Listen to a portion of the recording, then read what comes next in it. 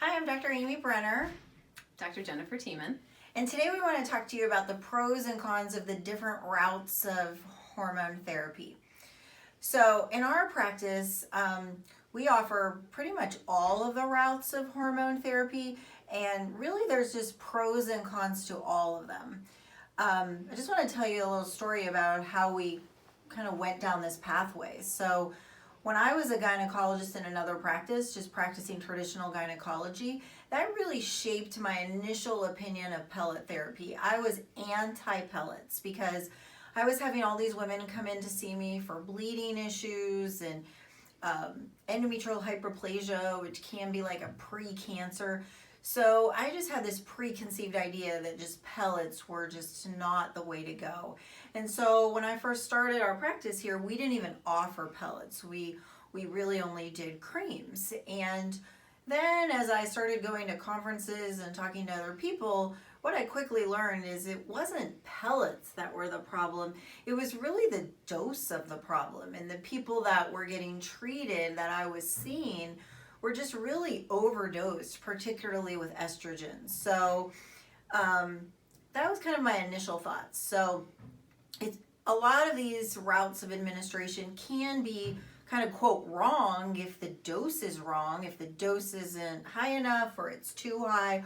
All of these can have potential issues. The benefits of pellet therapy is that as the convenience. So you're seeing once every 3 months, we make a very tiny little incision, put the pellets into the subcutaneous fat. You can have a little bit of bruising, a little bit of soring after the pellets. It's usually very minimal. We ask for 3 days that you don't do any really intense exercise and that you don't soak in water, a swimming pool, bathtub, things like that, but you can shower. And then you don't have to worry about anything. So the pellet just kind of takes over and you're not worrying about applying something. Another route is cream therapy. Yeah, so here's what the pellets look like. These are actually some pellets for women.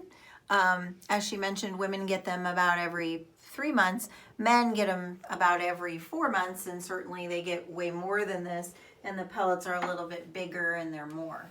They're more of them. So an alternative being cream.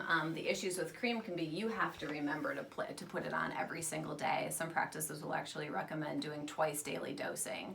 And cream can be transferred to family members. So especially if you have young children in your family, if it's a male that you're exposing the cream to who has prostate cancer, those would be contraindications to expose family members to cream. And even despite your best efforts of wearing gloves, washing your hands really well after application, there is a potential that the cream will still be on your skin and you could still transfer it.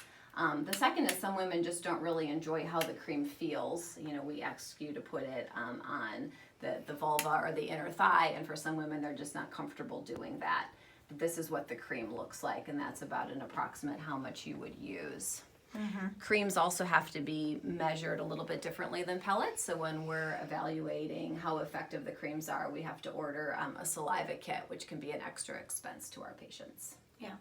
That's a whole other discussion, and we'll address that in another video about how we monitor these symptoms. But this is just an example of what the cream looks like. But as you can see, there's no incisions, no needles, anything like that. The dose can be changed anytime if there's any potential side effects. So that's the benefit of the cream. The final dosing option is an injection. So this is really our favorite route for males who are doing testosterone. Just I think people get to a physiologic dose quicker for men because they need such high levels of testosterone, as well as with the pellet. They're, with men, it's a little bit bigger of a procedure. So there's more of an issue with extrusion with the pellets compared to women. A little bit more soreness. So for men, this is in my opinion, the favorite route. Absolutely. In our practice, we do injections where you do it 2 to 3 times a week for men. I know there are other practices out there that dose it every 1 to 2 weeks. And the downside of dosing every 1 to 2 weeks is more of a roller coaster effect versus dosing with 2 to 3 times a week maintains a little bit more steady state.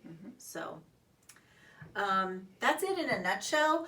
I really like that we're able to offer most forms of hormone therapy. And me not or us not included is way back when we only offered one form. There's places out there that only offer one route of administration. So if you're a place that only does creams, certainly you're gonna talk about why that is the best. And there, in a nutshell, there's pros and cons to each method, and we really like to individualize and discuss what the best option is for that patient.